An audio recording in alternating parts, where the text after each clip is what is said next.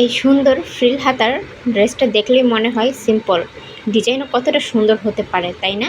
আজকে দেখাবো কিভাবে খুব সুন্দরভাবে এই বাচ্চাদের ফ্রিল অথবা রাফল হাতার ড্রেসটি তৈরি করেছি। তোমাদের সাথে খুব সহজ করে এই ফ্রিল বা রাফল হাতার ড্রেসটির কাটিং এবং স্টিচিংটি আমি শেয়ার করব। তো পুরো ভিডিওটি জুড়ে অবশ্যই আমার সাথে থেকো। হ্যালো এভরিওয়ান, আসসালামু আলাইকুম।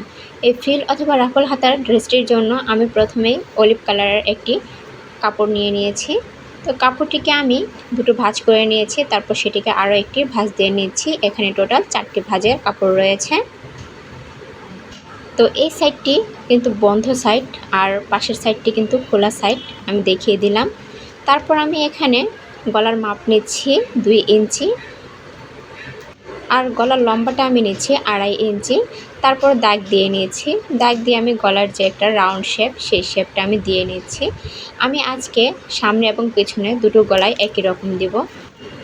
আর এখানে আমি বডি নিচ্ছি 7 মানে বডির যে পুরো মাপটা থাকে সেই মাপের 4 ভাগের 1 ভাগ নিতে হবে। তো আমি এখানে 4 ভাগের 1 ভাগ 7 নিয়েছি। তারপর কাঁধ থেকে কোমর পর্যন্ত এর কাপড়ের লম্বাটা আমি নিয়েছি 8.5। এখন আমি গলাটা কেটে নিচ্ছি। আর বডির মেজারমেন্ট যতটুকু করেছিলাম সেটা আমি একদম সরাসরি সোজাভাবেই কেটে নিচ্ছি। এখন আমি নিচে 8.5 ইঞ্চিতে যে দাগ দিয়েছিলাম সেটা সোজা করে কেটে নিচ্ছি। এখন দেখুন বডির কাপড়টা কিন্তু এরকম। এখন আমি কাপড়টা মেলে নিচ্ছি। তারপর একটা পট্টি আমি নিচ্ছি, এই পট্টিটা দিয়ে আমি গলায় পট্টিটা লাগিয়ে নেব। তো আমি আপনাদেরকে ইশারাতে বুঝিয়ে দিয়েছি। তারপর আমি মেশিনে চলে যাচ্ছি, মেশিনে আমি গলাটা কিন্তু সেলাই করে নিচ্ছি। এখন পট্টিটা আমি একটা ভাঁজ দিব, ভাঁজ দিয়ে তারপর কিন্তু এর উপর দিয়ে আরেকটা চাপ সেলাই দিয়ে দিচ্ছি। বেশ হয়ে গেল আমার গলা সেলাই। এখন দেখুন আমি গলাটা সেলাই করে নিয়েছি। এখন আরও একটি পার্টের কাপড় নিয়েছি আমি। এই কাপড়টির চওড়া আমি নিচ্ছি 24.5। তারপর এটাকে 2 ভাঁজ করে দিচ্ছি। আর এখানে দেখুন এর লম্বাটা আমি নিচ্ছি 9 ইঞ্চি। এই লম্বাটা আমি কোমর থেকে নিচ পর্যন্ত যে লম্বাটা প্রয়োজন সেটুকু আমি নিয়ে নিয়েছি। আপনারা চাইলে আরও বেশি করে নিতে পারেন, তবে আমি একটু কমিয়ে নিয়েছি, এর কারণটা আমি পরেই বলছি। তো তারপর আমি সোজা লাইনের যে দাগটা দিয়েছিলাম সেটা কেটে নিচ্ছি। আর এখানে যেহেতু 2 ভাঁজ করা, এটি দুটো পার্ট, তো আমি এখানে মাঝ বরাবর কাপড়টাকে কেটে নিচ্ছি। এখন কাপড়টিকে আমি কুচি দিব, সেজন্য আমি আপনাদেরকে ইশারাতে কুচিটাও আমি আপনাদেরকে বুঝিয়ে দিচ্ছি। আর এরপর আমি মেশিনে চলে যাব কুচিটা দেওয়ার জন্য। তো আমি কুচিটা কিন্তু করে নিচ্ছি।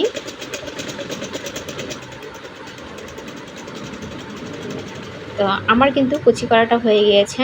এখন যে বডির অংশ রয়েছে সে বডির সামনের অংশে আমি এই কাপড়টা কুচির পাটটা বসিয়ে তারপর সেলাই করে নেব একটি পাট। তারপর আরও একটি যে পাট থেকে সেই পাটটিও কিন্তু কুচির পাটে আমি বসিয়ে তারপর সেলাই করে দিচ্ছি। তো একটি পাট সেলাই করা হয়ে গিয়েছে, এখন আরেকটি পাট আমি সেলাই করে নিচ্ছি।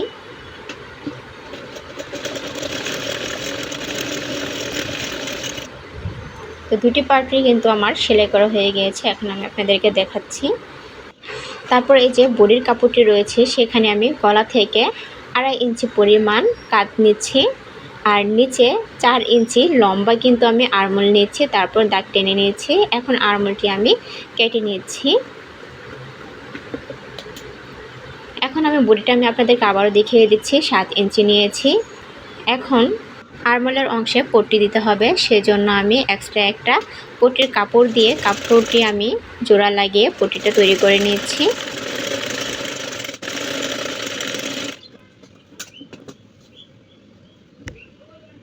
এখন একটি ভাঁজ দিয়ে নিব, ভাঁজ দিয়ে তারপর এর উপর দিয়ে কিন্তু যে গলার মতো আমি গলার মধ্যে যেভাবে আমি চাপ সেলাই দিয়ে নিয়েছিলাম ঠিক সেভাবে আরও একটি সেলাই এই হাতার মধ্যে দিয়ে দিচ্ছি। এখন আরও একটি যে পার্ট রয়েছে সেই পার্টটিতেও কিন্তু আমি আরও একটি পট্টি লাগিয়ে নিব।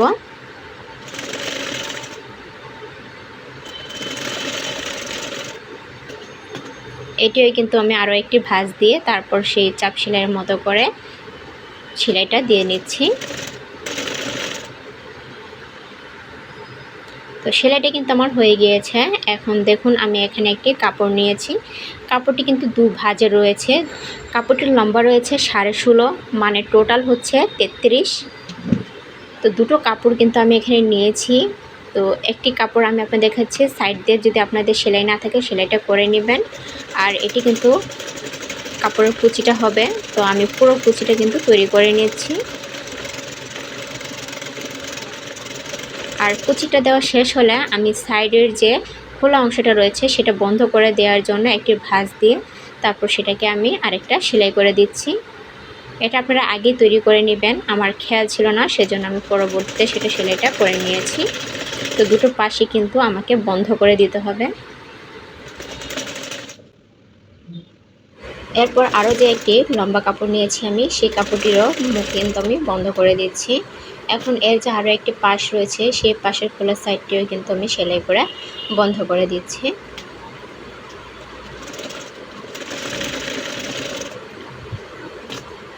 এখন এই কাপড়ের পুরোটাই জুড়ে কিন্তু আমি আবারও একটা কুচি দিয়ে নিচ্ছি।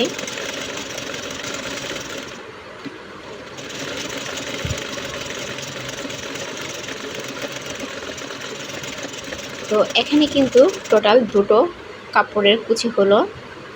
এখন এই দুটো কাপড়ের কুচি আমি কিভাবে লাগাবো সেটা আপনাদেরকে দেখাচ্ছি। তো এখানে কিন্তু আমার দেখুন কাঁধ রয়েছে 2.5 ইঞ্চি। তো 2.5 ইঞ্চিকে আমি অর্ধেক করছি। তো অর্ধেকে যা আসে সেই অনুযায়ী আমি দাগটা দিয়ে নিচ্ছি। তারপর উপর থেকে নিচে যে কোমরের দাগটা রয়েছে সেই দাগ পর্যন্ত আমি সোজা বরাবর দাগ টেনে নিচ্ছি। এখন এই পাশের যে কাঁধটা রয়েছে সেটাতেও আমি সেমভাবেই কিন্তু দাগটা টেনে নিচ্ছি।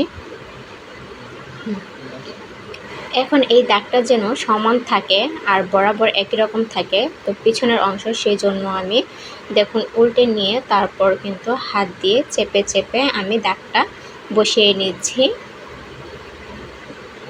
দুটো সাইডেই কিন্তু আমাকে এভাবে চেপে চেপে বসে ছাপটা তুলে নিতে হবে। তো আমি ছাপটা তুলে নিয়েছি। এখন চকটা দিয়ে আবার একটু ক্লিয়ার করে ভালো করে দাগটা দিয়ে নিচ্ছি যেন ক্লিয়ারলি বোঝা যায় আর আমার সেটা সেলাই করতে সুবিধা হয়। তো একটি কুচি নিয়ে আমি লাইন বরাবর বসিয়ে তারপর পুরোটা আমি সেলাই করে নিচ্ছি।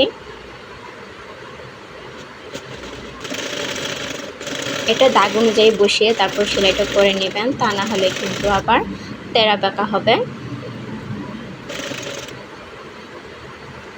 তো আমার কিন্তু কুচিটা দেওয়া হয়ে গিয়েছে। এখন যে আরও একটি কুচির কাপড় আমি রেখেছিলাম সেই কুচির কাপড়টাও কিন্তু আমি এই পাশে দেখুন উল্টে তারপর বসিয়ে দিচ্ছি। এটা কিন্তু উল্টো সাইড। তো কুচির পাশটা কিন্তু আমি উল্টো সাইডে রেখে তারপর বসাচ্ছি। একটু ভালো করে মনোযোগ সহকারে দেখলে কিন্তু আপনারা নিজেরাও পারবেন। তারপর কুচিটা দিয়ে নিচ্ছি, সেলাইটা করে নিচ্ছি।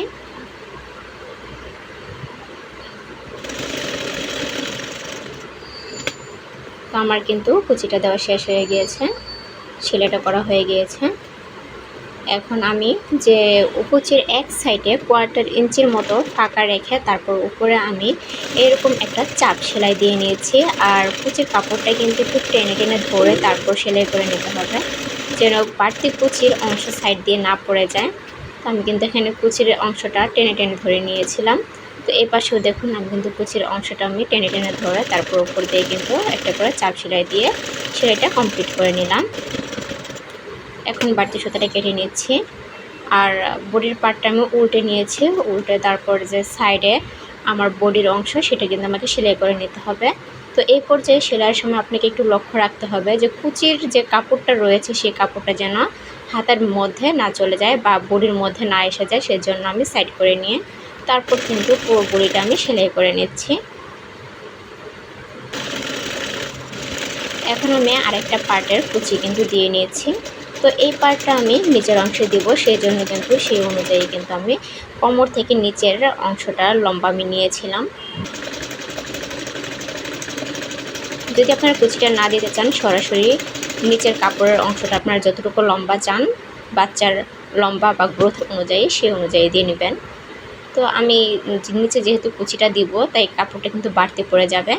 তো সেই অনুপাতে আমি বাচ্চার গ্রোথ অনুযায়ী কাঁধ থেকে একদম নিচ পর্যন্ত লম্বাটা আমি নিয়ে নিয়েছি। এখন কুচির অংশটা কিন্তু আমি সেলাই করে নিয়েছি। সাইডের যে একটু ফাঁকা অংশ রয়েছে, মানে দুটো পার্টের অংশ রয়েছে, সেটা কিন্তু আমি অ্যাটাচ করে নিচ্ছি। এখন নিচের যে হ্যামটা রয়েছে, হ্যামটাও কিন্তু আমি দেখুন সেলাইটা করে নিচ্ছি। তো হ্যামটা হয়ে গেলেই কিন্তু পুরো জামাটা আমার কমপ্লিট হয়ে যাবে। তো এই তো দেখুন আমার পুরো জামাটা কিন্তু এখন কমপ্লিট হয়ে গিয়েছে। তো এই ধরনের আরও নিত্য নতুন ড্রেসের সুন্দর সুন্দর চমৎকার চমৎকার ডিজাইন পেতে অবশ্যই আমার চ্যানেলটি সাবস্ক্রাইব করে রাখবেন। আর কেমন টাইপের ডিজাইন তোমাদের পছন্দ সেটা কিন্তু কমেন্টে জানিয়ে দিতে পারো। পরবর্তীতে সেই রকম ড্রেস বানিয়ে দেখানোর চেষ্টা করব। আজকে এই পর্যন্তই। আল্লাহ হাফেজ।